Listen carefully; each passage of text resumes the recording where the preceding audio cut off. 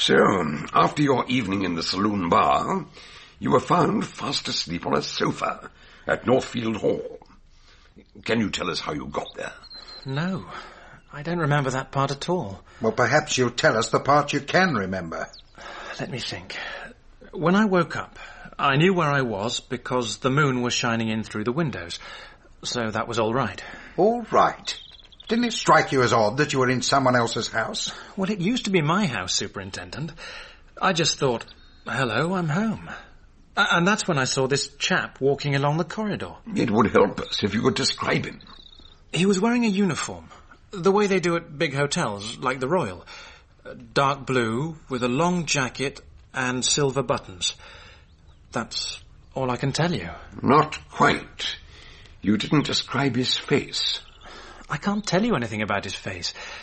I can only remember a dark shadow, a sort of black hole where his eyes should have been.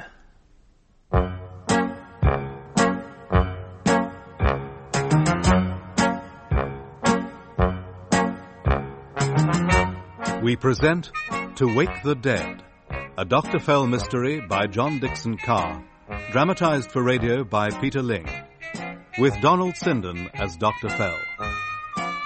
Part 1, The Riddle of the Stone.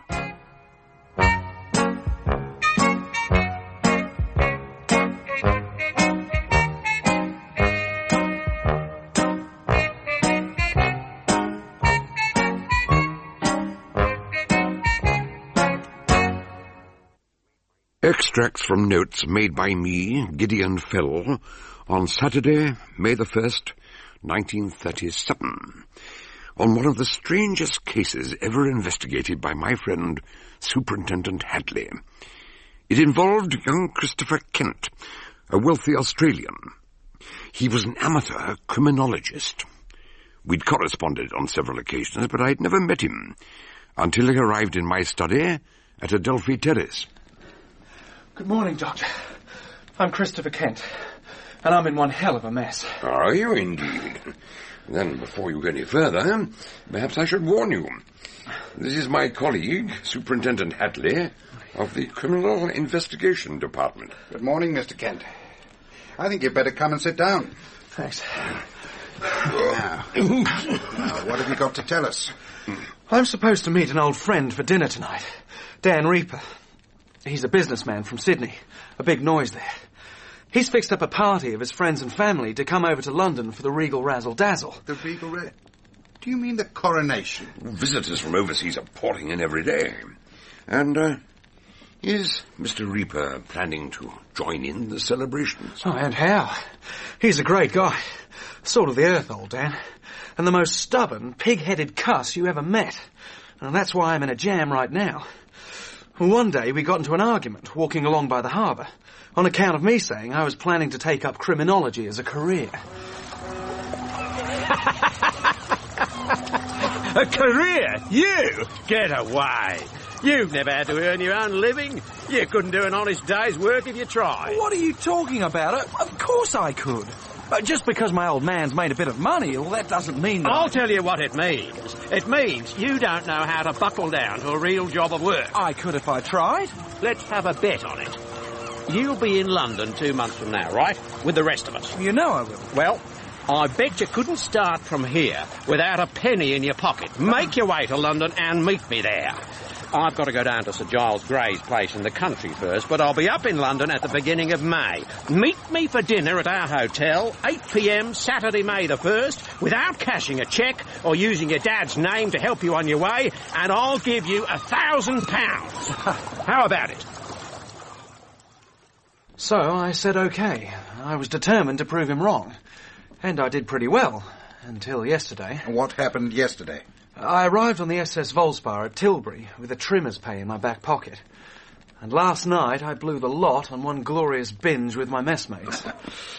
At breakfast time this morning, I was outside the Royal Hotel without a penny to my name, starving hungry with 12 hours to go before my deadline. Just a minute. Did you say the Royal Hotel? Yes, near Piccadilly Circus. Dan had booked some rooms there for his party. Why? It's just a coincidence. Please, carry on. And I'll tell you another thing. This may be Mayday, but there was a darn cold wind blowing. When I saw a flake of white sailing down through the air, I thought it was starting to snow. But it wasn't. It was a card. This card. The Royal Hotel, room 707 double, 21 shillings and sixpence. This charge includes room, bath and breakfast. Breakfast. That did it. It had just gone 7:30. With any luck, the occupants of room 707 wouldn't be up and about yet. Okay, it was fraud, but my stomach was rumbling. I showed the waiter the card, and he brought my bacon and eggs without a word. But, just as I was finishing, a gent in pinstripes came over to my table. I wonder, might I have a word with you, sir? Yes. What is it? I'm sorry to trouble you, but you are the gentleman from 707? That's right. Of course. The room you're in was occupied until 2 days ago by an American lady who is sailing home to New York this evening. She rang late last night, but we didn't like to disturb you until this morning. She'd just discovered she'd left behind a valuable bracelet. She put it in the back of the bureau drawer and forgot about it. I know it's an imposition, but if we find the bracelet, we could get it to Southampton in time to catch the boat. Would you mind coming upstairs with me to look in the bureau? Well, the thing is, I've got to go out right away, an appointment. But you have my permission to go up and find the bracelet. Well, under the circumstances, I hardly What like circumstances? Your good lady being asleep and having hung a quiet sign on the door. It wouldn't do for us to disturb her. But it won't take more than a few moments, I'm sure. If you wouldn't mind coming up with me, you can go in first and explain to your wife. I didn't have any choice. With the manager at my elbow, I made my way into one of the lifts, and we ascended slowly to the top floor. I'm sorry the other lift isn't functioning at present. You probably noticed we have workmen repairing the winding gear at the top of the shaft. But it should be operating again by this afternoon. We've had 2 teams of engineers working all round the clock in order to get the job done as soon as possible. I hope they didn't disturb you last night. No, not at all. I'm afraid I seem to have left my key in the room. Don't worry. I have pass keys to every door. Here we are. After you. The corridor was L-shaped, and room 707 was on the inner corner. Just around that corner was the door to 707, where the manager produced a keyring. As he selected a key, I noticed the quiet label on the doorknob, and saw that someone had scrawled 2 words across it in red ink. Dead woman. Perhaps it was meant as a joke, but somehow it sickened me. I turned it round so the back of the card was showing where the manager unlocked the door. After you, sir. If you just wait here a moment. Of course, sir. As I said, you'll find the bracelet at the back of the bureau drawer. Thank you. I expected to find an indignant couple sitting up and yelling at me, but the room was silent, and the bed had not been slept in, and nothing stirred, except the hairs at the back of my neck. As I realized that the sign outside the door had not been a joke. In the middle of the room, there was a wardrobe trunk. What? And the kind that stands up on end and opens out like a book. It was partly open. On the floor lay the body of a woman. A towel draped over her shoulders, and her head in between the halves of the trunk. I went closer and saw that the towel around her neck had been used to strangle her. But that was not the worst. Her face had been heavily battered until it was unrecognizable. And then there was a knock at the door. The manager was getting impatient. I had to do something. I went to the bureau and opened the drawer.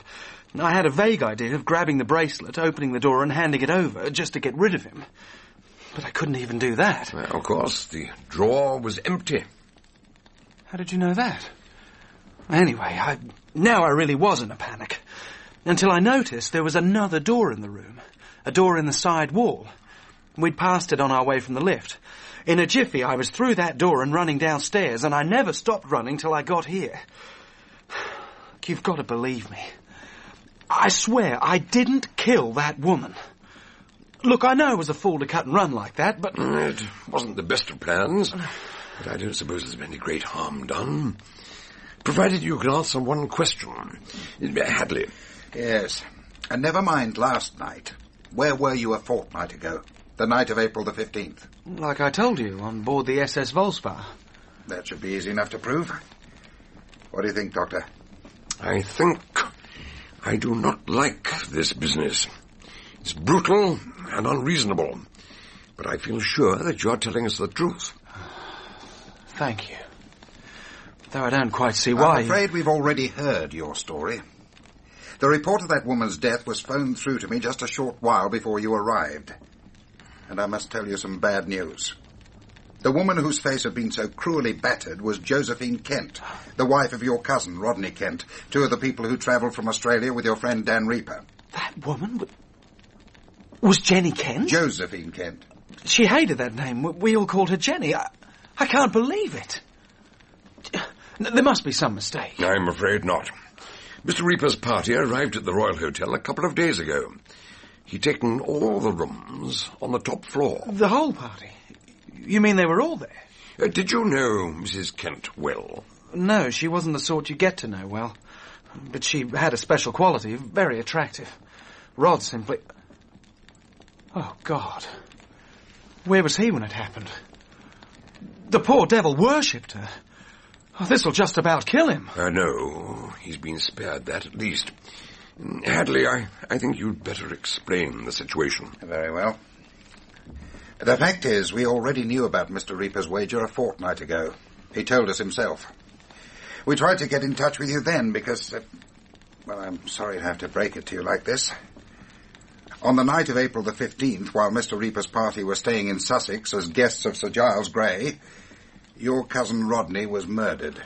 In exactly the same way that his wife was murdered last night. If I'd had any doubts about the young man's innocence, they would have disappeared when I saw the colour drain from his face. The news had come as a terrible shock. Mr. and Mrs. Kent were a popular couple, happily married, and as far as anyone knew, without an enemy in the world. They certainly had none in England, for neither of them had ever been out of Australia before. Yet someone patiently stalked them and killed them. One at a house party in Sussex, the other at the Royal Hotel. I still can't believe it. It makes no sense at all. Haven't you any idea who's responsible? Well, there's a fellow we've got in jail, not on a murder charge, though that's part of the reason he's inside. A chap called Bellows, Richie Bellows. A good deal of evidence points to him as the murderer of Rodney Kent, but I can tell you one thing for sure. Whether or not he killed Mr. Kent, he couldn't have killed Mrs. Kent because he's been in jail for the past fortnight. Yeah, but if I might remind you, in Bellows' statement, he claimed that... Bellows' statement can't be true. In the first place, his fingerprints were found in the room where Kent was killed. In the second place, any man, drunk or sober, who says he saw a uniformed hotel attendant walking through Giles Grey's house in Sussex at 2 o'clock in the morning... What? By the by, have you met Sir Giles Grey? No, I've heard Dan speak about him. He's something in the government, isn't he? Yeah, well, he used to be an undersecretary at the Commonwealth Office. But after he retired, he left London and bought a house at Northfields, on the Kent-Sussex border. I gather that he and Mr. Reaper have known each other for years. That's right. They've got some sort of property deal going. That's why the party went down to spend some time at Northfield Hall. Now, there were 5 of them. Sir Giles, Mr. and Mrs. Reaper and their niece Francine, plus Rodney Kent. And his wife, Jenny. No, she wasn't there. She had 2 aunts living in Dorset, whom she'd never met, so she went down to visit them for a while. She only rejoined Mr. Reaper's party a couple of days ago, in London. Where does this chap Richie Bellows fit in? I was just coming to that. His father, Richard Bellows Sr., had been a great character in Northfields, an architect and a builder. By the time he died, he'd remade most of the village. How do you mean? Well, his speciality was restoring old buildings or creating new ones, replicas of Tudor or Stuart houses, which would deceive the most knowledgeable historian. He really enjoyed that. He had quite a sense of humour. He was forever putting in hidden doors and secret passages. Oh, Lord, oh, Bucks! You never told me that. Before you start jumping to conclusions, I can say, with my hand on my heart, that there are no secret passages or anything of that kind in Northfield Hall.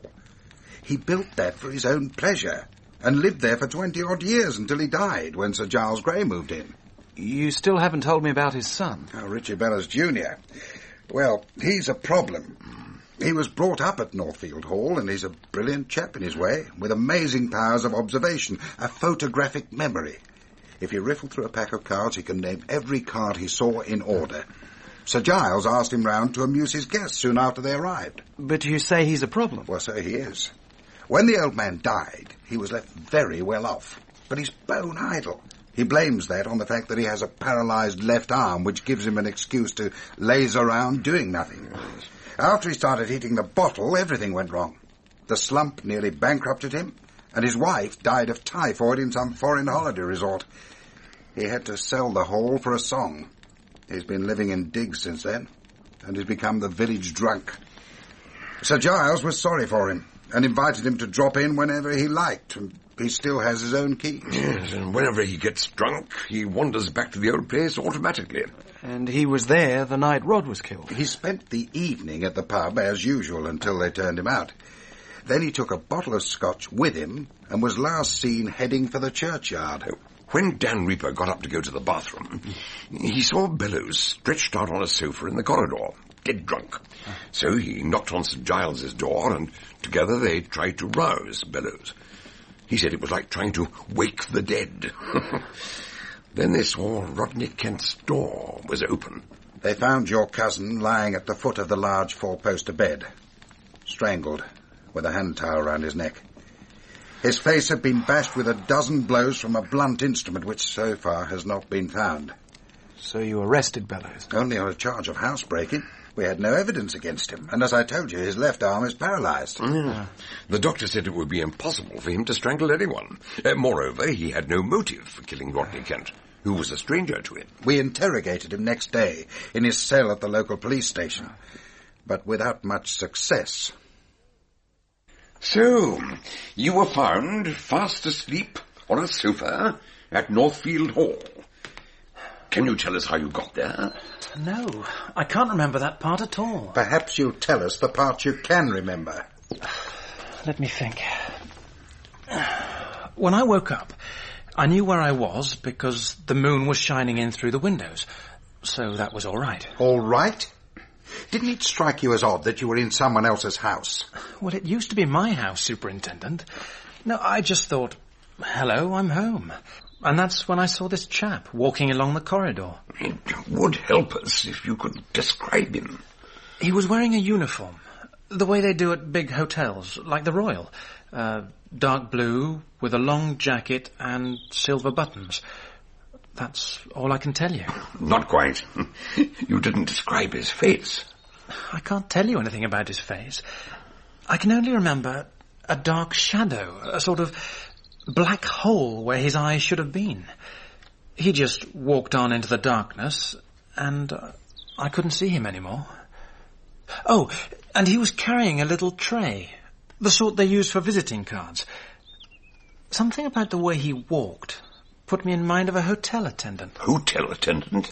Didn't it surprise you to see a hotel attendant walking through a private house in the middle of the night? I never really thought about it. I just rolled over and went back to sleep.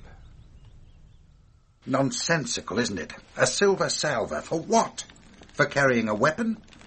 Mind you, I'm not saying Bellows is imagining things, but if he's telling the truth, where are we? Oh, don't forget, your village drunk is the man who can describe a shop window full of articles after one glance. If we can persuade him to remember what he really saw, we may get at the truth. Well, I suppose it's possible that Bellows murdered Mr. Kent that night, and someone else used the same method in the story about a phantom hotel attendant to kill Mrs. Kent a fortnight later. Do you really believe that? I don't know what I believe. But the same people were present at the hotel. Mr. and Mrs. Reaper and her niece Francine Forbes, Sir Giles Grey. Grey came up to London with them. Why? For the coronation. I understand he's used his influence to book a row of seats on one of the balconies along the Mall. I see. Talking of Jenny, after Rod was killed, couldn't she tell you anything to throw some light on it? No. As I say, she was with her aunts in Dorset when it happened. She was half out of her mind when we found her and broke the news. She stayed on in the care of the local GP until she was well enough to rejoin the party in London. And a couple of nights later, last night in fact, she was murdered. Well, Doctor, can you make any sense of it? Not at present, I'm sorry to say. I can only indicate a few points that seem interesting. I'm interested in towels. I'm interested in buttons. And I'm interested in names. Names? Or their permutations. Now, might I suggest that we make a start by visiting the hotel? Good morning, gentlemen. I'm Kenneth Hardwick, the duty manager. I'm very pleased to meet you, even under such unhappy circumstances. If you'd care to come into the office, perhaps we can discuss the situation. Thank you. After you, Mr. Kent. Dr. Fell, would you like this chair, or... No, I think the sofa will suit me better. As you wish. Now then, Superintendent, you were inquiring about Mr. Reaper's party. Yes. Now, I understand he reserved one entire wing on the top floor. That is so. I have a ground plan here, which shows the layout of the rooms. Room 707 on the corner is where the body was found. As Mr. Kent already knows. I'm not likely to forget it. If you'd explained the situation at the time... Never mind that.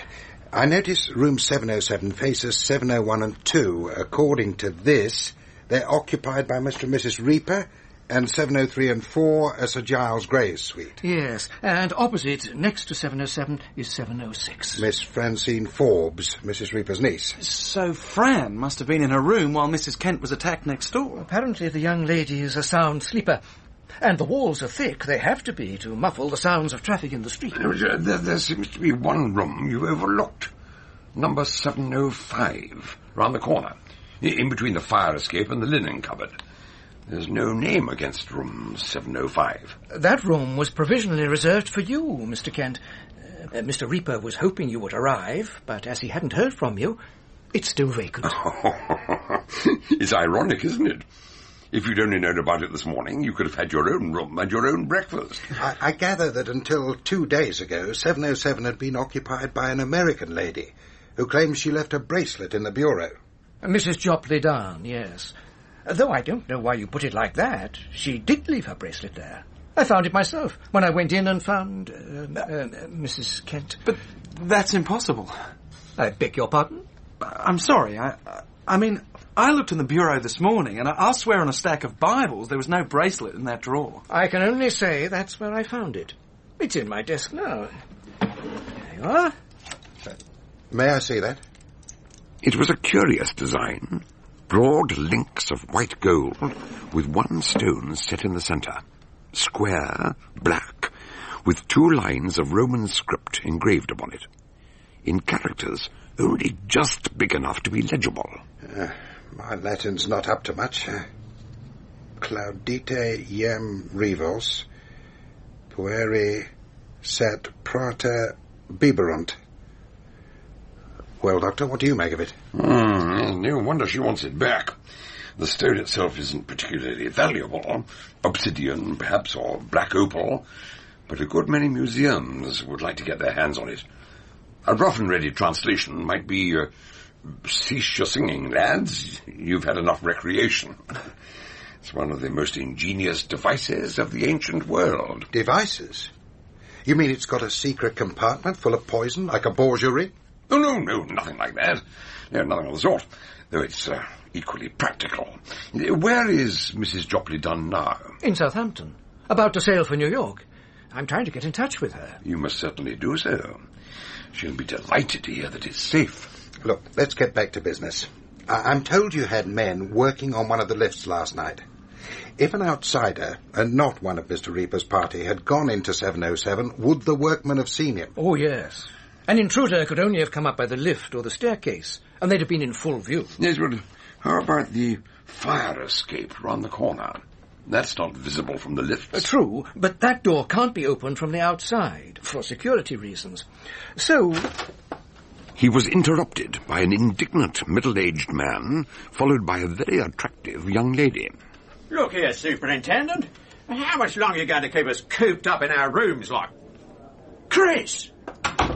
Mr. Reaper, I gather you already know Mr. Kent. Yes, I know him very... Hang on, Chris. Did you tell him who you are? Because if you did... Oh, forget the damn bet. This is too serious to bother about that. Hello, Fran. Hello. So, you've heard the news. Rod and Jenny, both of them. Yes, I heard. Superintendent Hadley told me all about it. I just hope you can tell us something. How it happened. Why it happened. As yet, I'm afraid we know very little ourselves. Mr. Reaper, for a start, can you tell me what you and your party were doing yesterday evening? We all went to the theatre. Drury Lane. We got back about 11:15, didn't we? Yeah, about that. We were all tired. We went straight up to our rooms. And after that? Did either of you leave your rooms for any reason? No, well, not exactly, though I stuck my head out to look along the hall. Oh? Why was that? The watch had stopped. There's a clock at the end of the passage. What time would this have been? About 2 minutes after midnight. Did you see or hear anyone else in the corridor? Only one of the hotel staff, outside Jenny's door, carrying a pile of bath towels. One of the staff? A man in uniform? Who could that have been? Would you know him if you saw him again? I didn't see his face, because of the heap of towels. I'd say he was average height, in the hotel uniform, navy blue with silver buttons. Oh, you're thinking of the chap Bellows saw at Northfield Hall. And there was a towel, wasn't there, when Rod was killed? What about Jenny? Was she... Yes. A towel had been used to strangle her, too. For Pete's sake. I'm sorry, Miss Forbes. I know this is very upsetting for you. No, but... I'm all right. I just wish we could stop talking about it and find out who killed them. A few minutes later, Hadley and I went up to examine room 707, taking Chris Kent with us. The policeman on duty unlocked the door, and as I went in, I noticed something rather odd. Well, what are you scowling at? This pair of shoes outside the door. Well, what about them? They must have been left out last night for polishing. Yes, I saw them when I came up after breakfast. Yes, but they weren't polished, for a very good reason. They're made of brown suede. After you. Yeah. The body's still here. I told them not to touch anything until She's been moved. Huh? Well, her head was inside the wardrobe trunk. I told you. Well, someone's pulled her out onto the carpet. Now, who the devil could have... Hello. Look at these marks on her neck, Doctor. It strikes me this is a new method of murder. Thin red wheals on both sides. So she wasn't strangled with the towel. No. She was knocked unconscious and put between the jaws of the trunk, which were then pushed together. The blows to the face were presumably an afterthought. This is one murderer I'm going to catch if it's the last thing I do. What have we got there? The dead woman sign. It was still hanging on the door. I wonder where the red ink came from. Jenny's pen, I'd imagine. She always used red ink. I don't know why. You'll probably find it in her handbag. It's on the bedside table. Let's have a look. That's odd. No money. But there is a pen with red ink. Now, I take it you're not suggesting that she scribbled those words on the card herself. Of course not. Yeah, which means the murderer must have known where to find that fountain pen. Tell me now, was there a key in her bag? No, why? Well, she must have had a key to this room. I mean, it's not in the door. I wonder what happened to it. I'm more concerned about what happened to the weapon. It's pretty clear that poor creature was attacked with repeated blows from a blunt instrument, face to face with her murderer. Undoubtedly, exactly like Rodney Kent. Beaten unconscious before being asphyxiated. So if the murderer was carrying a weapon large enough to do that sort of damage, how was it that Mrs. Kent didn't scream, call for help, or put up some sort of struggle? I wonder... I see there's something else that appears to have been overlooked. What's that? I walked across to the bedside table. Someone had placed a stack of bath towels upon it, snow white, fresh from the linen cupboard. Well, there must have been a dozen of them. I picked them up one by one and shook them out. Halfway down the pile, something fell to the carpet. What the? An iron poker, nearly 2 feet long. Its head was flecked with lint, sticking to the dried stains of blood. Thank you. That's what I was looking for. Not only a good hiding place, but if you had one hand keeping a firm grip on the damn thing, and the towels hiding it from Mrs. Kent, you could whip it out and strike before she realized what was happening. Now what? Dan Reaper said I'd find you here. I wondered if I could be of any assistance. And you are? Giles Gray, of Northfield Hall. I expect Dan told you. I've some China tea in my room, if you'd care for some refreshment. Thank you, Sir Giles. I'm afraid we're rather busy at the moment. Well, we're very glad to meet you. I've been hoping to have a word with you. As an outsider, an onlooker, so to speak, your views would be most interesting. I fear I can't tell you much, Doctor. I know no more about this wretched business than I did about the murder in my own house. But what can you tell us about Mr. Reaper's group? I mean, in general terms. In general terms, I can only say, in all honesty, up to the moment Rodney Kent was killed, well, I'd never had so much fun in my entire life. Fun? Well, I'd been a minor government official, a city businessman. Pretty straight-laced life all round. When Dan and his friends entered my house, they turned it upside down. They strummed the piano, played childish games. One night, I found myself blindfolded, clumsily pinning a paper donkey's tail to Mrs. Reaper's derriere. And I loved every minute of it. Until the night of the murder. Yes. I knew it was too good to last. Hello, Giles. I thought we were under orders to stay in our rooms till further notice. Yes, Sir Giles is filling in a few additional details about your guests, Mr. Reaper. Their characters, their personalities. That's no use. Giles only met them a couple of weeks ago. But I'll tell you who to ask, and that's my wife. Melita's what you might call a student of psychology. Isn't that so, Giles? Oh, certainly. Mrs. Reaper is a shrewd observer of human nature. She's told me things about the Australians I'd never even dreamed of. Yeah, well, let's not go into all that now. Besides, Melita's not just an expert on the Aussie character. She knows the mysterious secrets of the British as well, right? I must admit it was Melita who pointed out that beneath my stiff collar and cuffs there lurks a rather unbuttoned sense of humour. But then one would expect her to understand the English, being English herself. Oh, you must forgive me. I'd somehow taken it for granted that... Oh, didn't I tell you? Yeah, Melita's from the old country. Born and bred in a place called Leamington Spa. That's English, isn't it? Definitely. Though Melita isn't a very common name in this country. It's short for Carmelita. I believe she was the heroine of a novel by a lady called Ethel M. Dell. Melita's ma was a great one for novels. Anyhow, when her old man inherited one of the biggest sheep stations in Queensland, the family moved out there, lock, stock and barrel. And that's when you met? Well, what with her pa being in wool and me being pretty big in underwear... I beg your pardon. We met at a trade fair. I always say it was a pair of drawers that brought us together. We seem to have strayed from the point somewhat. If we could just get back But that is the point. Like I said, Melita's a student of human nature. British as well as Australian. She'll tell you every little thing you want to know. Take my word for it.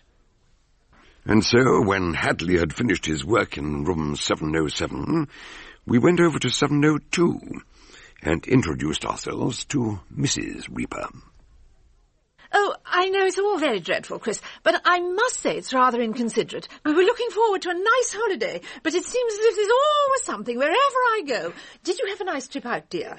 Listen, Melita, the superintendent and Dr. Fell have a few questions they want to ask. There are a couple of things we'd like to know. Yes. Yet there are several things I'd like to know myself. I mean, the prices in the shops over here just take my breath away. I saw a hat in Bond Street yesterday. I could get the same thing in Sydney for half the price. Poor Jenny. She always had such pretty hats. Paris models, mostly. Yes, we wanted to ask you about Jenny. Tell me, how would you describe her? Oh, I know what you're going to say, but you mustn't believe everything Dan tells you.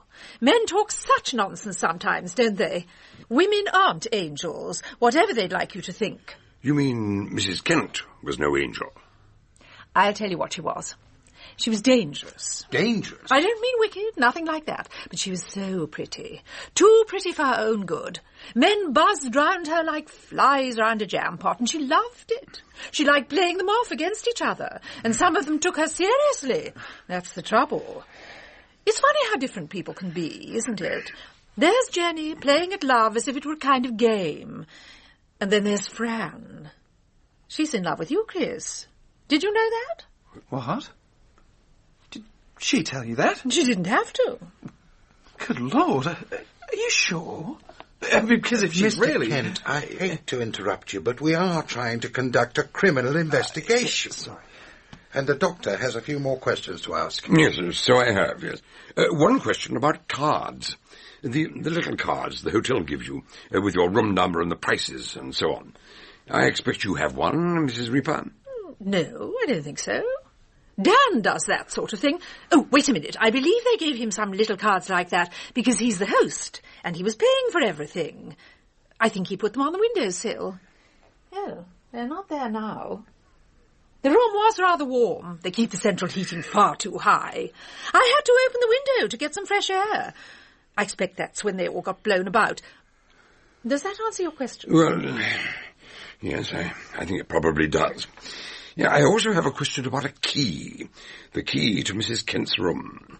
It seems to be missing. I wonder if you knew where she kept it. Oh, yes. I saw her put it in her bag last night. Last night? When we got back after the theatre. We were all going into our own rooms, and when I turned round to say good night to her, she was just opening her door, and then she dropped the key into her bag. By George! You're sure of that? The key was in her bag? Oh, yes, I can see her now, unlocking the door. Her coat sleeve fell back, and I saw the bracelet she was wearing. White gold with a square black stone in it. I was quite surprised, because I'd never seen it before, and... What's the matter? Are you saying Mrs. Kent was wearing Mrs. Jopley Dunn's bracelet? No, I don't think so, because I never heard of Mrs. Jopley Dunn, and I can't say I care for her name. But I do remember the bracelet, because it was so unusual. Oh, for goodness sake. Come in. Superintendent, I'm sorry to disturb you, but I thought you should know. I've just spoken to Mrs. Jopley Dunn. Oh, is she here? Have I met her? No, madam. She's in Southampton. She described the bracelet she's lost. It's a different one altogether. It's made of silver, set with diamonds, worth £3,000, and she's positive she left it in that bureau. Naturally, she's very distressed, though she thinks her insurance will cover it. So there were two bracelets in that bureau? There must have been. In that case, they were both stolen. Because when Chris searched the bureau, it was empty. But between his leaving room 707 and you entering it, somebody returned Mrs. Kent's bracelet. Well, all I can say is I never saw it until last night. Ask Fran. She was with us all the evening. So Hadley and I went in search of Francine. We invited Chris to accompany us, but he seemed strangely diffident about it. After some humming and hawing, he decided he had a letter to write to his parents in Australia, and retired to his own room. We finally ran Miss Forbes to earth in the Palm Court, where she was enjoying a sherry before lunch, and Hadley showed her the bracelet. You're sure this bracelet belonged to Mrs. Kent? Ah, yes, I'm quite sure. And yet Mrs. Reaper says she never saw it before. Well, she may have bought it in London recently. Perhaps this was the first time she'd worn it. No, I don't think so. I believe she said she'd had it for years. But she was definitely wearing it last night at the theatre. Yes, she was. Perhaps Melita didn't notice it because Jenny kept her coat on all evening. But you saw it. How was that? It was before the theatre. I'd gone to her room to ask her what she was going to wear. What time would that have been? Well, about 7 o'clock. Well, she said she didn't feel like going out. She seemed a bit on edge. Do you mean she was alarmed? Frightened? No, I wouldn't say that. It would have taken a lot to frighten Jenny. But I asked her what was wrong. No, can you remember exactly what she said? I'll try. Let me think. Well, she said she didn't really want to go to the theatre, But... I don't really want to go to the theatre. It doesn't seem right so soon after Rod... Well, you know what I mean. But everyone else is going, and I certainly don't want to stay here on my own all the evening, so... What are you staring at? Your bracelet. It's new, isn't it? No, terribly old. But I don't often wear it. Well, I thought I hadn't seen it before. May I? Of course. Try it on if you want to. Thank you. Well, how does it fasten? Oh, I see. There's an inscription on the stone. It's Latin, isn't it? I'm afraid I don't understand Latin. Nor do I. But it has a very special meaning. A sort of personal meaning? Only if you're able to read it. That's the whole secret. Do you like it? It's very unusual, but yes, I do. Fran, if anything ever happens to me, oh, I don't suppose it will, but if it did, I'd like you to have it. Was she a close friend of yours? Not really. I'm not sure whether she even liked me. It was hard to tell with Jenny. But now the bracelet will have a very special meaning for you. Only if you're able to read it. That's the whole secret. I wonder what she meant by that. Do you know of any love affair she might have had? Before her marriage? Or afterwards? No, Jenny wasn't like that. I mean, she even disapproved of divorce. You'd be surprised how devilishly respectable some murderers can be. Surely you're not suggesting she... I'm just putting forward a hypothesis. Mr. A falls in love with Mrs. B, but Mrs. B is far too respectable for a divorce. So she gets together with Mr. A, and they murder Mr. B. No, that's ridiculous. If you mean Rod was Bear Mr. with me for a moment. Now, suppose after the first murder, Mr. A and Mrs. B fell out. If Mr. A turned against Mrs. B, he might have a very strong motive for wanting her out of the way. Well, I just steady on. Now, 1 minute we're discussing matrimony, and the next you're plotting a double murder with a mythical Mr. A. If there was, or is, another man in the case, we ought to have found some trace of him by now, surely. Well, perhaps we were looking in the wrong direction. Perhaps Mr. A gave Mrs. B the bracelet. I think if we find Mr. A, we'll be very close to finding the murderer. Oh, no, you won't. What? Sir Giles? Forgive me, I couldn't help overhearing. I've been wondering whether to take the plunge and make a full confession. And now you've helped me make up my mind. All right, Superintendent. I'm the man you're looking for. Look here. Now, if you're about to make a formal statement, I have to caution you that... No, I didn't kill her, if that's what you think. I was in love with her. And your reconstruction was at fault on one other point. The bracelet. You mean you didn't give it to her? No. She gave it to me.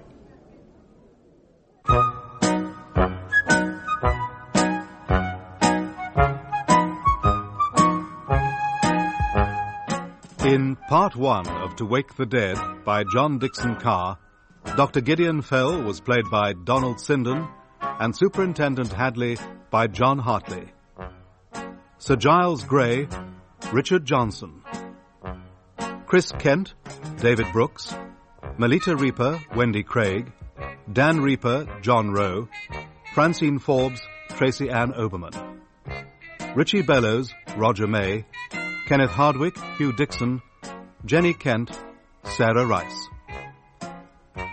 To Wake the Dead is dramatized for radio by Peter Ling and directed by Enid Williams.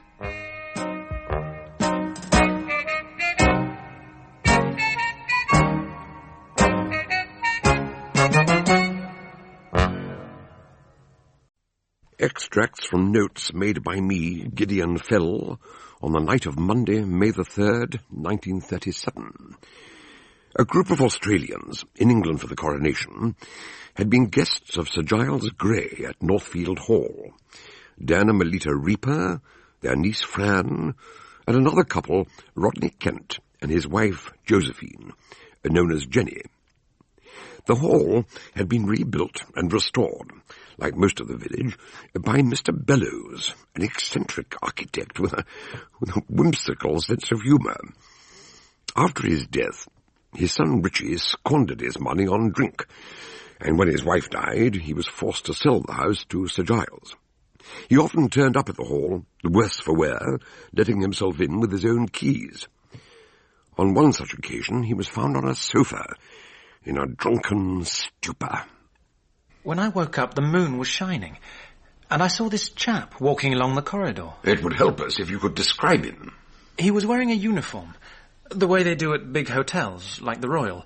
Dark blue, with a long jacket and silver buttons.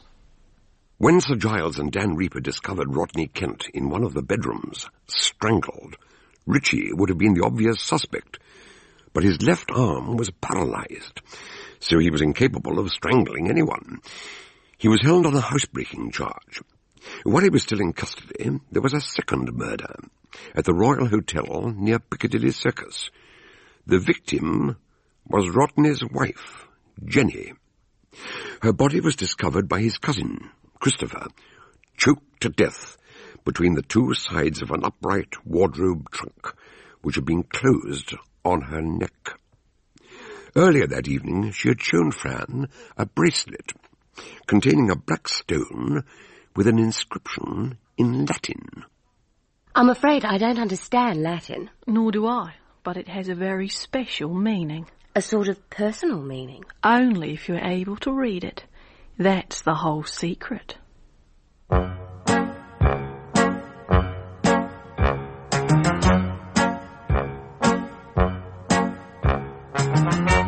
We present To Wake the Dead, a Dr. Fell mystery by John Dickson Carr, dramatized for radio by Peter Ling, with Donald Sinden as Dr. Fell.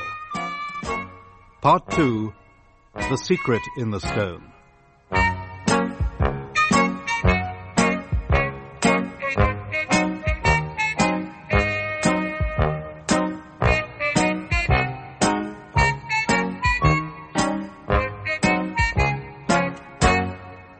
Try as we might, we could make no sense of Mrs. Kent's death, until Hadley hit upon a possible explanation.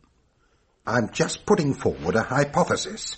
Mr. A falls in love with Mrs. B, but Mrs. B is far too respectable for a divorce, so she gets together with Mr. A and they murder Mr. B. That's ridiculous. If you mean Rod was Mr. B... Bear with me for a moment. If Mr. A and Mrs. B fell out after the first murder, he'd have a strong motive for wanting her out of the way. Oh, no, steady on. I mean, if there was another man in the case, we'd have found some trace of him, surely. Perhaps Mr. A gave Mrs. B the bracelet. I think if we find Mr. A, we'll find our murderer. Oh, no, you won't. What? Sir Giles? Forgive me, I couldn't help overhearing. I've been wondering whether to take the plunge and make a full confession. And now you've helped me to make up my mind. All right, Superintendent. I'm the man you're looking for. Look here. Now, if you're about to make a formal statement, I have to caution I didn't kill her, if that's what you mean. I was in love with her. And I didn't give her the bracelet. She gave it to me. Since the Palm Court was rather a public place for such confidences, we accompanied Sir Giles to his suite, where he continued. I know the penalty for suppressing evidence, but here you are. The missing key to room 707. Are you telling us that you and Mrs. Kent were... that you had... I'll tell you what we had. 6 kisses. I counted them. And she said the last one was for luck. You didn't say anything about this at Northfield when her husband was murdered. No, of course not. She was in Dorset, staying with relatives. I hadn't even met her until she came up to London a few days ago. So you met in this hotel, when her husband had been dead only a couple of weeks? It's hard to explain. I can only say nothing like it ever happened to me before. There was something about Jenny. She was very attractive. But I wasn't attracted immediately. Somehow she let me know that she found me attractive. I was so flattered. I wondered if I might actually fall for her. And before I knew it, I had. What did the rest of your party think about it? Oh, good heavens, they never knew. We met late at night when the others had gone to bed. I must impress on you, nothing actually happened. Another murder happened? That must have been a terrible shock for you. Yes, of course. Although, to be perfectly frank, by that time I was coming to my senses. I realized I'd been infatuated, hypnotized almost. And then I woke up. Did you go to Mrs. Kent's room last night? I did. What time was that? 12:15, and I left about midnight. And that was the last time you saw her? No, I went to her room again at 7 a.m., and once more, about 8. And you still maintain you didn't kill her? Of course I didn't. We'd had a pleasant evening at the theatre, though Jenny arranged matters so that we sat at opposite ends of the row. Go on. Well, the first time I had a chance to be with her was, as I say, getting on towards midnight. When the coast was clear, I went over and knocked at her door. And I can tell you this. She was frightened about something. Who is it? Me, of course. Giles. You better come in, quickly. It's all right. Nobody saw me. Who did you think it was? I don't know. I just wanted to make sure. You're looking tired. You've been thinking about your husband, haven't you? Poor... No, I haven't. I don't want to talk about him. Just tell me honestly. Do you love me? You know I do. There's never been anyone That's all I wanted to know. What are you doing? Taking off my bracelet. I want you to keep it for me. Here. Take care of it. Always. Then nobody will ever try to wake the dead. Don't understand. It doesn't matter. Just keep it somewhere safe. And now, I think you'd better go. You're right. I am rather tired. I must try to get some sleep. Look, if I put in an early call, we can have breakfast together before the others get up. Then we could go for a walk. Yes, all right. But kiss me goodnight first.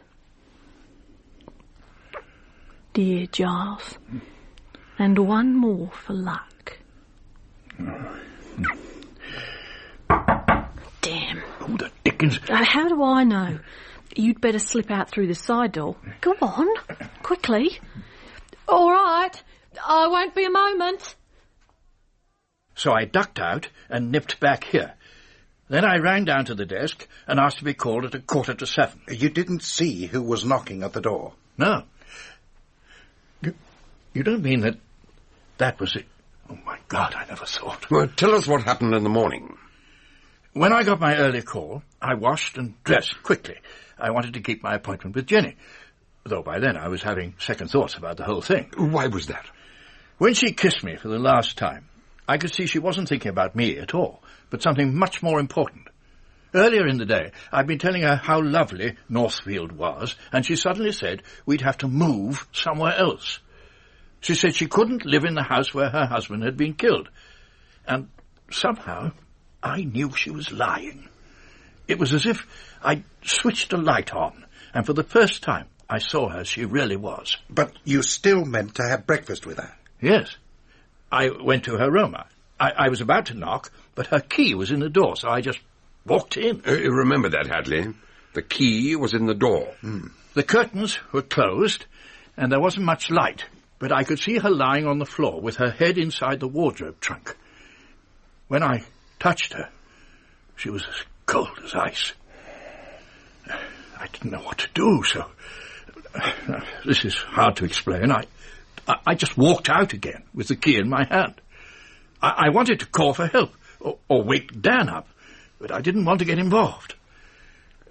So I went back to my own room. But you went back to 707 once more? Yes. It was nearly 8 before I remembered I still had Jenny's bracelet. When I opened my door, I saw 2 men outside her room. Chris Kent and the manager, what's his name, Hartwig. He waited while Chris went in, and after a few minutes I saw Chris slip out by the side door and head for the stairs, and the manager was still waiting. So I took my chance, nipped over to the side door, let myself in. The bureau drawer was open, so I dropped the bracelet in, then opened the curtains to get a better look at Jenny. I pulled her out of the trunk so I could see her face. I took one look and bolted. I thought I was going to be sick. Back in my room, I realised I still had the damn key in my hand. I suppose it's too early to ask whether you believe me. Well, it was certainly wise of you to come clean, Sir Giles. And your story fits all the known facts. As long as the night staff confirm your early call, I don't think you've much to worry about. Thank you. In that case, I feel it would be better, whilst this wretched business is still hanging over us, if I took my party down to Northfield Hall. That is, if you have no objections, Superintendent. None whatever. We shall see you down there. I still have a few questions which need to be answered. So had I. That evening I invited Fran and Chris to supper in the restaurant. They arrived early, and I was a little late. Well? Well, what? What do you mean, well, what? I don't mean anything. Nothing at all. Well, why say things that don't mean anything? Oh, you can be so infuriating sometimes. You just sail through life without ever noticing what other people have... Well, people like Jenny, for instance. Well, what about Jenny? I suppose you're going to tell me you never even noticed she was making a play for you. Jenny? Oh, what absolute rubbish. It's not rubbish. She jolly well was. Hello. Sorry I'm late. Much as I hate to interrupt this conversation, I think the waiter would like to take our orders. Oh, yes. Sorry. During the evening, we talked of other things, but when the meal was over and we were sitting over our coffee, we returned to the same inevitable topic. Was anything else missing from Jenny's room? No. Everything seemed to be in its proper place.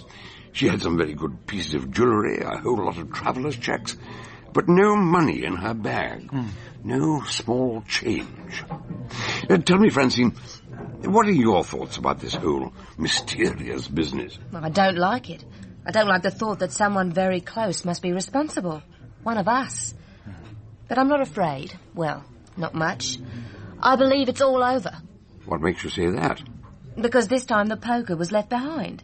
It wouldn't have been left in the pile of towels if someone had any further use for it. What do you think? Now Rodney Kent and his wife are both dead, that will be the end of it. Well, of course I can't be sure. Jenny was always a bit of a mystery. I sometimes wondered what Rod saw in her. All right, Chris. I know he was supposed to be devoted to her, but some people said he only married her for her money. Her money? But Jenny had money of her own. From her parents, I believe. And she certainly had a very expensive taste in clothes. Great heavens, what a duffer I've been. What a thundering idiot. Why did nobody tell me? What difference would it have made? It's only gossip after all. It could also have been a motive for murder. Doctor, if you know anything or guess anything, you must tell us. Please. No, I mustn't. I can't. I think perhaps I understand half this affair. With luck, I may hit upon the other half. But I don't want to raise your hopes or put you off guard, just in case. You think there's still danger? No, there's no danger, if you keep your door locked at night. But you can tell me what you know or surmise about the case. If you were asked to pick the most likely murderer, who would you choose? Chris? Well, my trouble is I've studied too much criminology. By all the laws of logic and deduction, I can see only one possible murderer, and yet... No, I'm going to write a name on the back of this receipt. Now,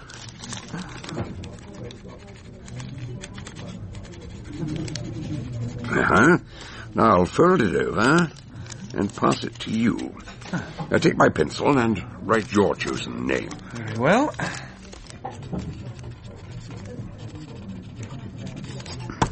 There you are. Now, Francine, you must unfold it and read out both names. Well, you've both written the same name. But who is Kenneth Hardwick? The duty manager of this hotel. That nice, quiet man? Crippen was a nice, quiet man, and Hardwick told us he had pass keys to every room. He would have access to the bath towels in the linen cupboard. He would know where to get hold of a spare hotel uniform and return it afterwards. He would never be found among all the rest. Exactly. And yet, where's the motive? Unless he's somebody out of Jenny's past. But why was the same uniform worn on the night of Rod's murder at Northfield? No, wait, I think I've got it. I suppose Hardwick would have known the names of the guests in advance when Dan booked our rooms here, huh? Oh, yes, that was all booked long ago, before we left Australia. Right.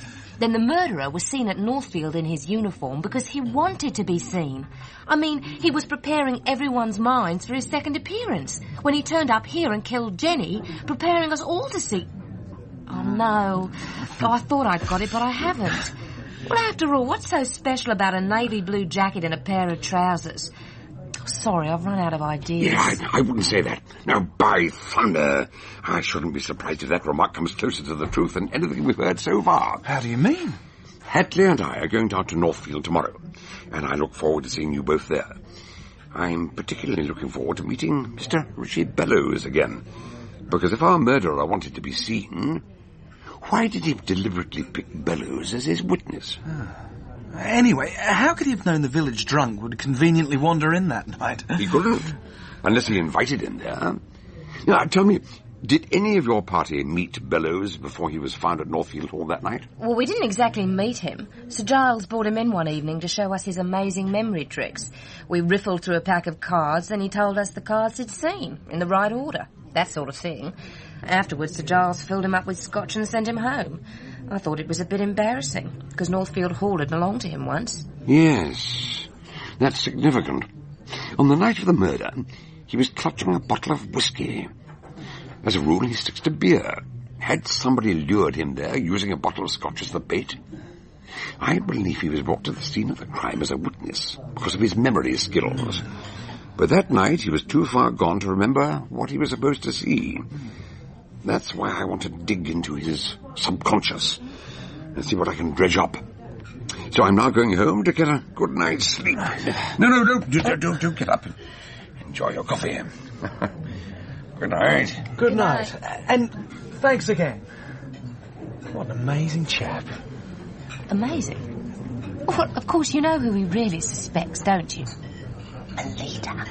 Melita? Are you out of your mind? No, I mean it. When I was getting tied up in knots just now, mumbling, what's so special about a navy blue jacket and a pair of trousers, I saw the look in his eye, and I knew what he was thinking. Why did the murderer go to so much trouble to print the image of a man in our minds, and in such a mannish uniform? It's because the murderer is a woman. But that's unbelievable. Melita, of all people. Why on earth would she... I told you what sort of person Jenny was. We know she'd been involved with Sir Giles. Well, suppose she was involved with Dan as well. After all, he's a wealthy man.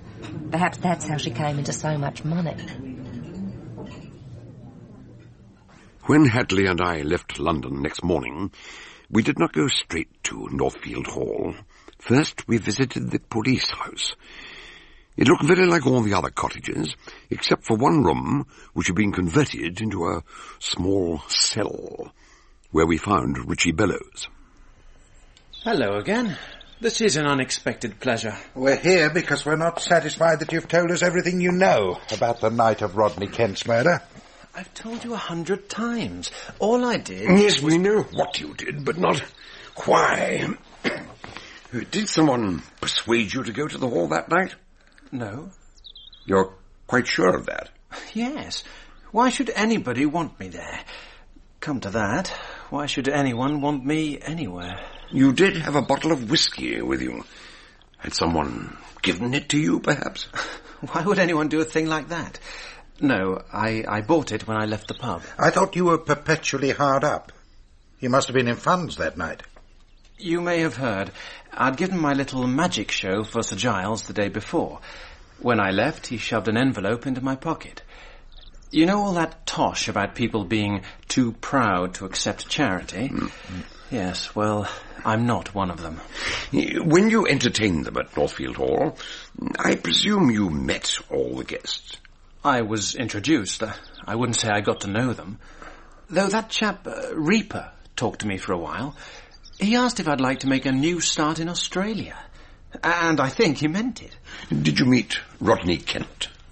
It's funny you should say that. I know he must have been there, but I can't really remember him, which is unusual for me. To get back to the night of the murder, when you left the pub with your bottle of scotch, you made your way to the churchyard. Why was that? I live in digs, and my landlady starts preaching at me if I've had a skinful. I wanted to make sure she'd gone to bed before I went home. I see.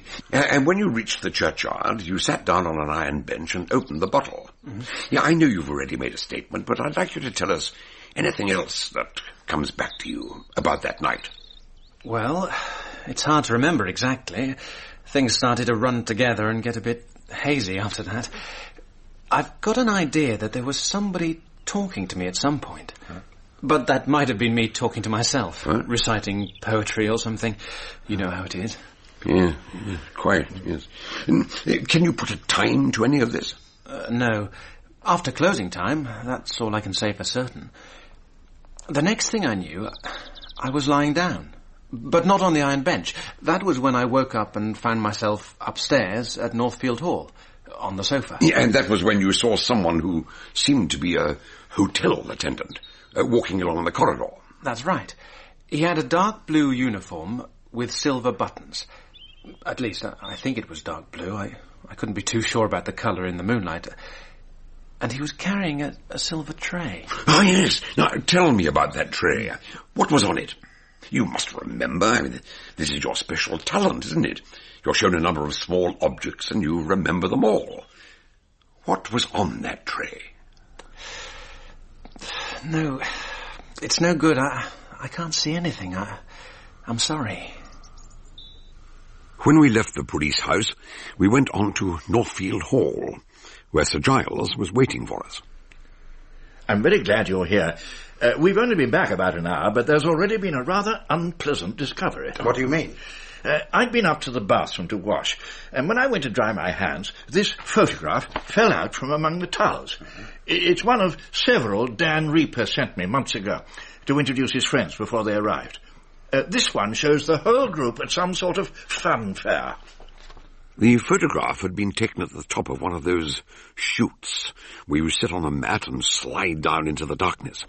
Most of the party were laughing. Rodney Kent, Dan and Chris, though Melita was trying to be dignified, and Fran looked annoyed. As we studied the picture, Sir Giles broke in. Turn it over. Look at the other side. Mm-hmm. Red ink.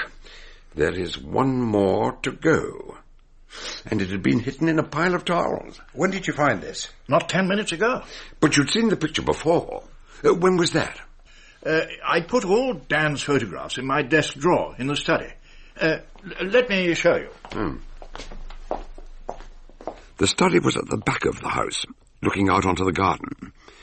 There was an old-fashioned roll-top desk and an inner staircase leading to the upper floor.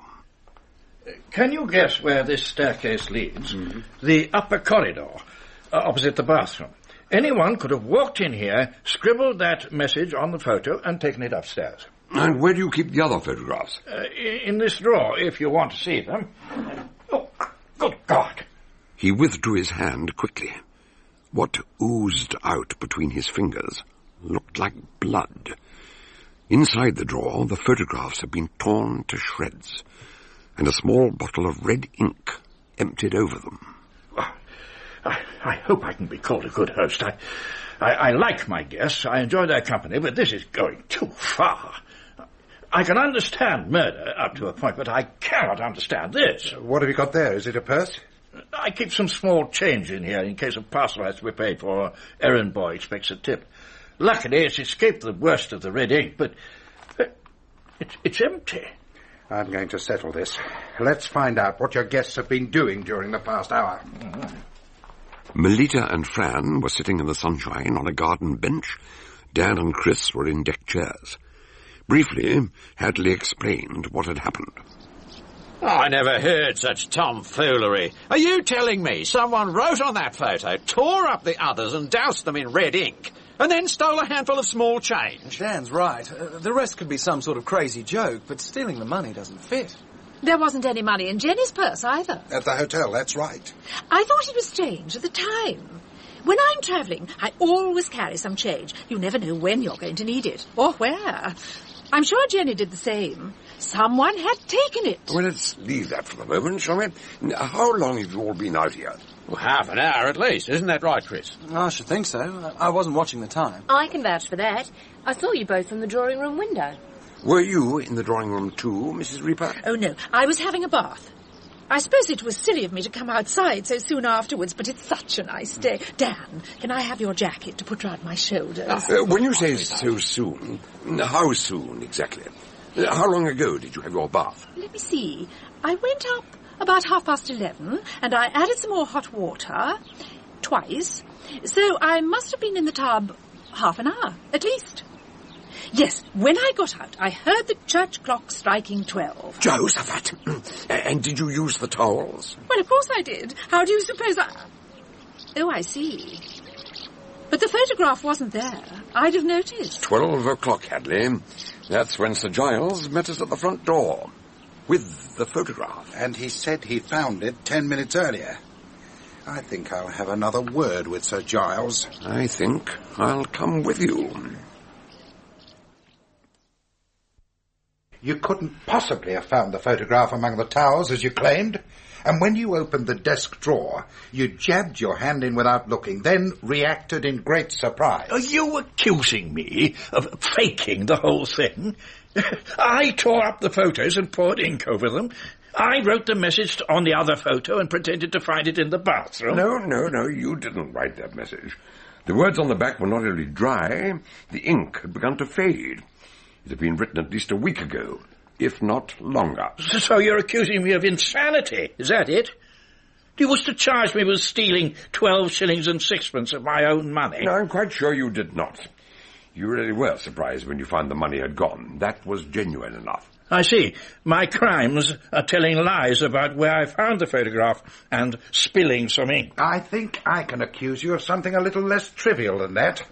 You told us you'd never met Mrs. Josephine Kent until she arrived at the Royal Hotel a few days ago.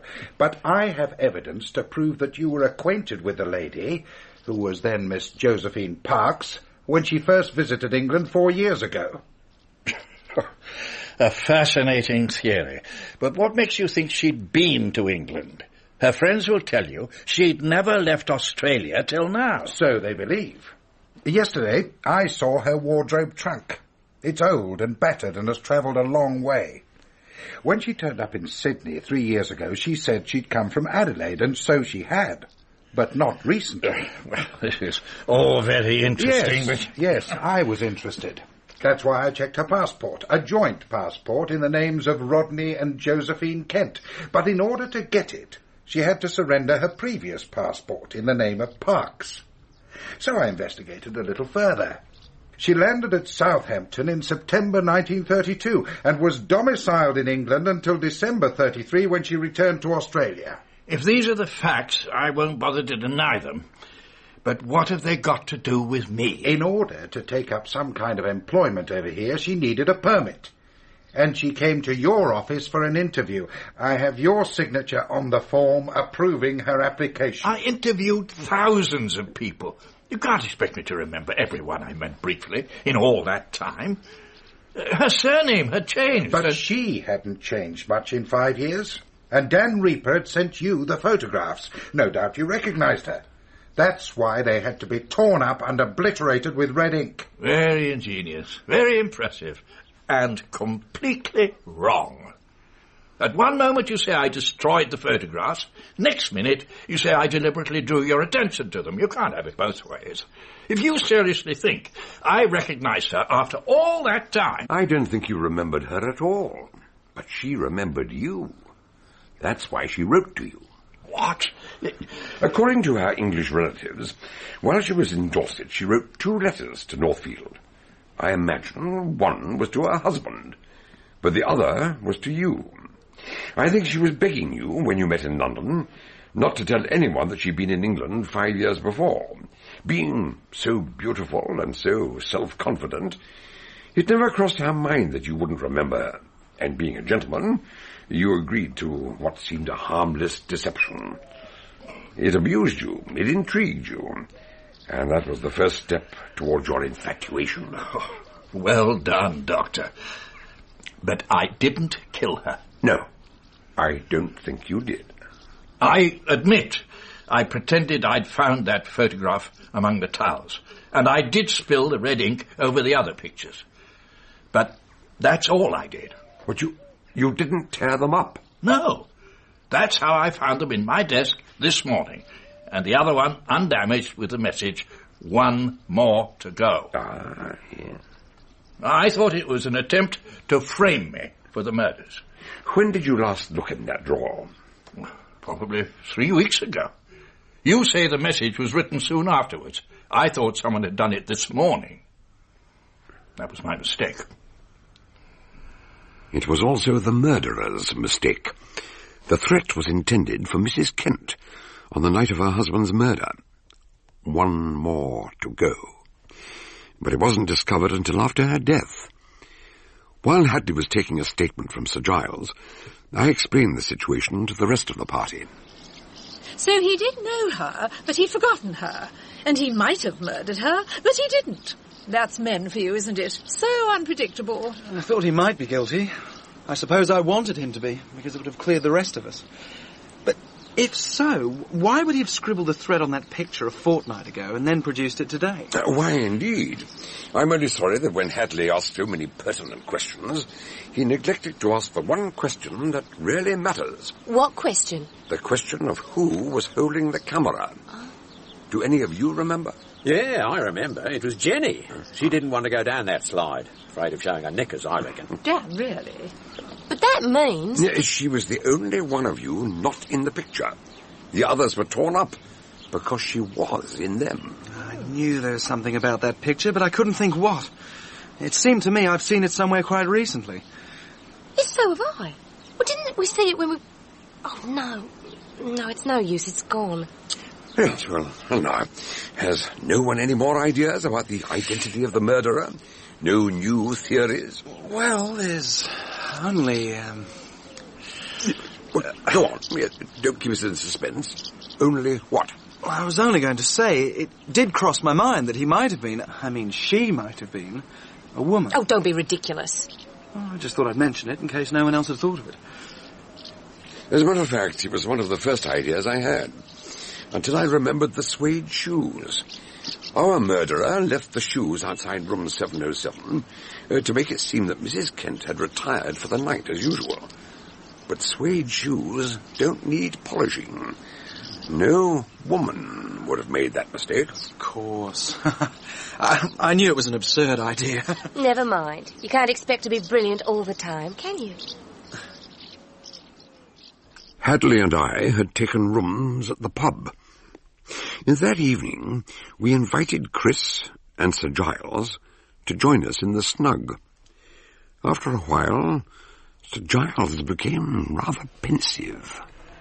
There's something that only just struck me. Why did people call her Jenny? Josephine usually gets shortened to Jo, but she preferred being called Jenny, and I believe some man gave her that name. God knows who. And now he's probably wondering why he killed her, and what life will be like. Now he hasn't got anyone to hate. Come on, old man. Don't let it get you down. Oh, I don't, but a few lines of verse keep running through my head. Mm-hmm. Say I'm weary, say I'm sad, say that health and wealth have missed me. Say I'm growing old, but add, Jenny kissed me. I've been asked a lot of questions today, Superintendent. May I ask one in return? You can always ask. Why have you got a police officer watching Francine? What? Where did you get that idea? When she and Chris returned from their walk this afternoon, I noticed a man following them, at a discreet distance. And I suspect that the reason you invited me here tonight was in order to post someone inside my house. I think I have a right to know what's going on. Is that true? You're having a watch? Just to see she doesn't get into any trouble. In fact, with any luck, we hope to get our man tonight. I see. When? And how? After closing time, when everything is quiet. When you get home, if you happen to see a police officer in the house, do nothing and say nothing. By tomorrow, I trust this case will be closed once and for all. If Fran's in any danger... No, she'll be safe. Set your mind easy about that. Oh, Is there anything that I can do to help? Well, we have several men posted at strategic points, and I was hoping you might care to join us. I'd better get back to the hall to be near to... Well, we're all going back to the hall by different routes. I'll go with Sir Giles. Our local man, Inspector Tanner, will go with you, taking the shortcut through the churchyard. And it'll be dark. Don't trip over the tombstones. When the pub closed, the lights were turned out one by one, and Hadley opened the side door.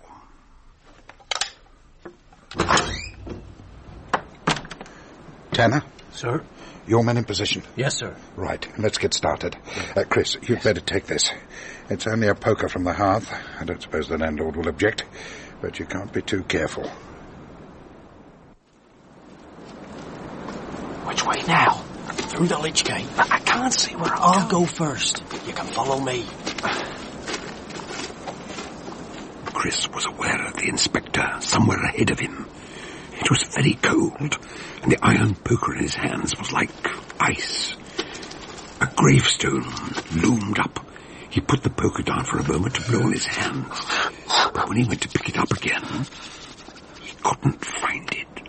Where the devil? Don't worry.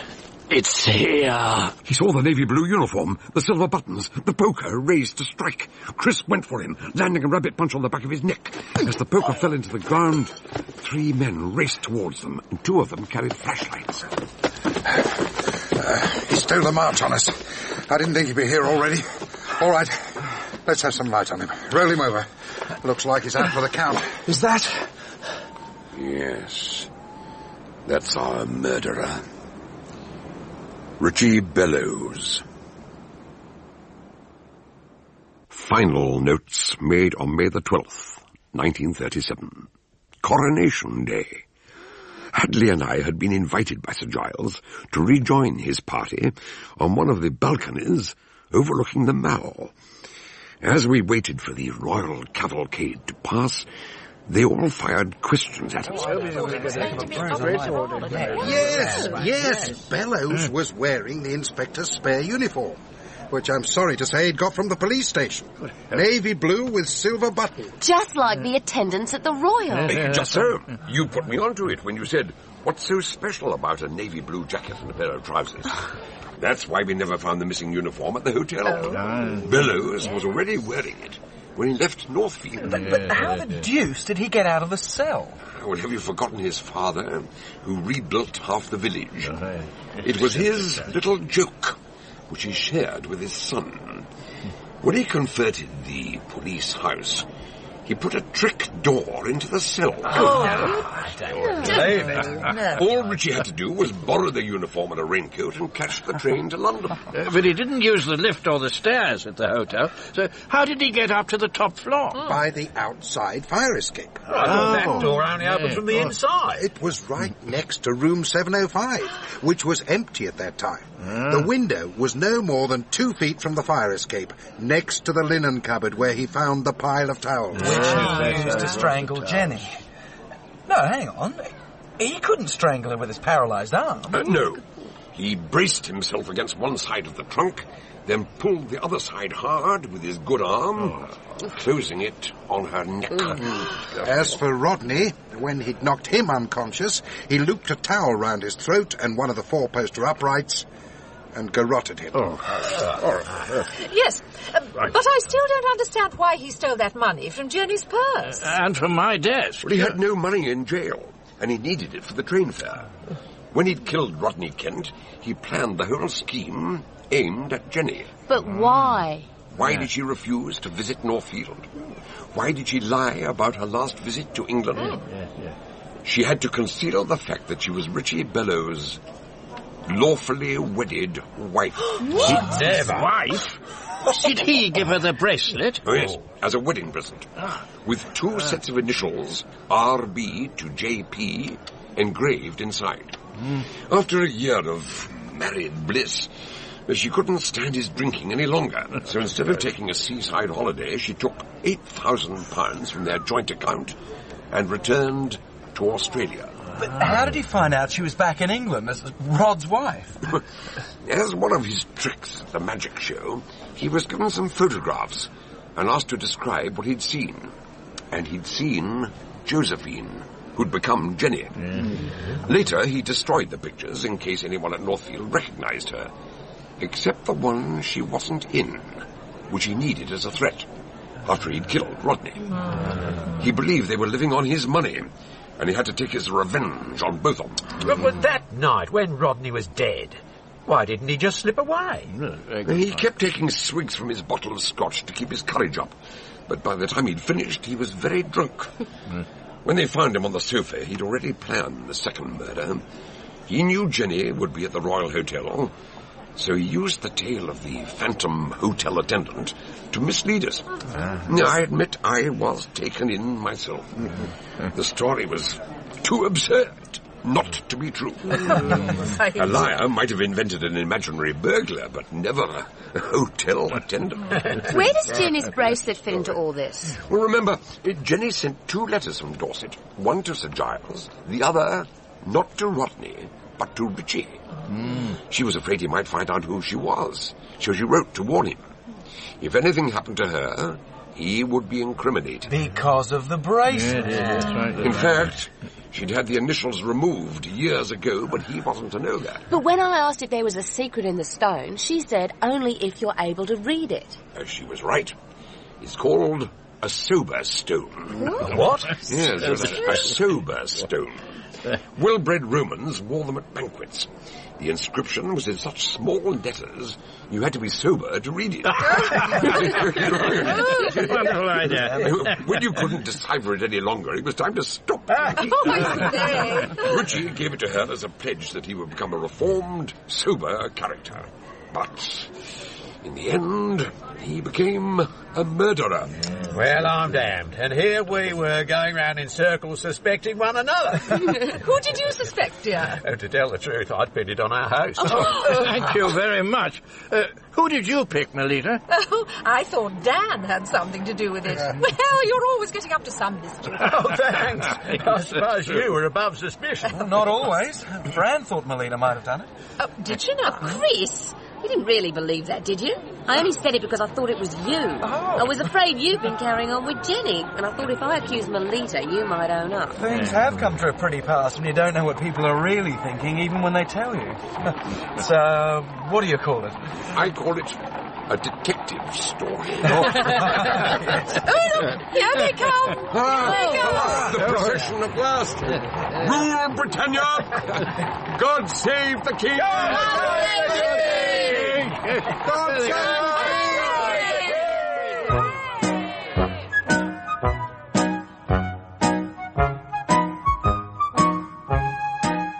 In Part 2 of To Wake the Dead by John Dixon Carr, Dr. Gideon Fell was played by Donald Sinden and Superintendent Hadley by John Hartley. Sir Giles Grey, Richard Johnson. Chris Kent, David Brooks. Melita Reaper, Wendy Craig. Dan Reaper, John Rowe. Francine Forbes, Tracy Ann Oberman. Richie Bellows, Roger May. Jenny Kent, Sarah Rice. Inspector Tanner, Ewan Thomas. To Wake the Dead was dramatized for radio by Peter Ling and directed by Enid Williams.